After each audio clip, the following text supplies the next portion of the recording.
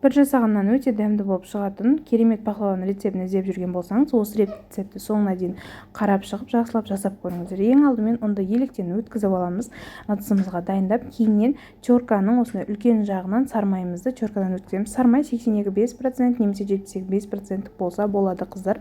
Егер де бөлме температурасындағы сармай болса, оны да тек араластыра салуға болады, қыздар. Сармайдың температурасы маңызды емес. Қолмен крошка жасап алып, сармай мен ұннан үстіне жұмыртқаның сарысын саламыз, разрыхлитель саламыз 1 чай ложка, кейіннен қаймақты салатын боламыз. Қаймақтың пайызы маңызды емес, және де барлық заттың мөлшерін описанияға қалдырамын, сол жерден көріп алсаңыздар болады.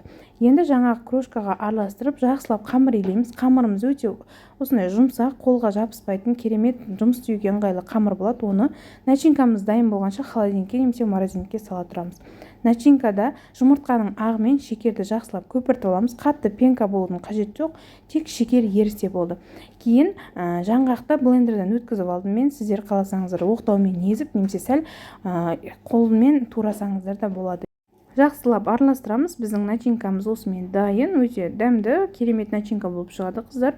Енді қамырымызды бірдей етіп алып 4 бөлікке бөліп аламыз. Бірдей 4 бөлікке бөліңіздер. Негізі қалыңдау қылып жақсы көреді біреулер.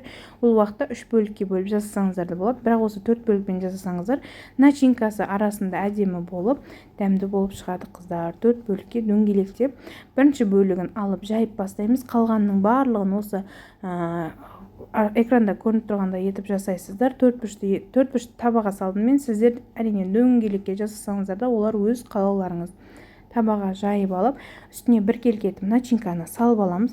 Үстінен тағы да қамырды қойып, начинканы салып, дәл осылай қайталап отыратын боламыз.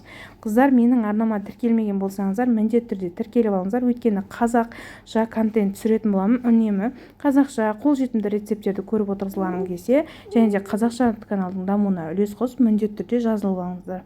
Осылай начинкамыздың ең соңғысын салып, үстіне қамырымызды жайып, өзіміз қалағандай етіп кесіп аласыз. Видеода көрсетілгенде етіп 4 бұрышты немесе ромбик тәріздес етіп кессеңіздер де болады. Ол сіздердің қалауларыңызға байланысты.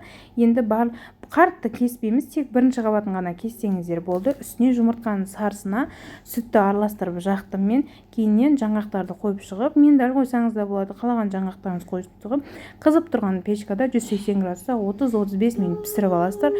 Осындай керемет пахлава шығады. Піскеннен кейін бетіне сұйық мед жақсаңыздар да болады. Өте дәмді, керемет болып шығады, қыздар.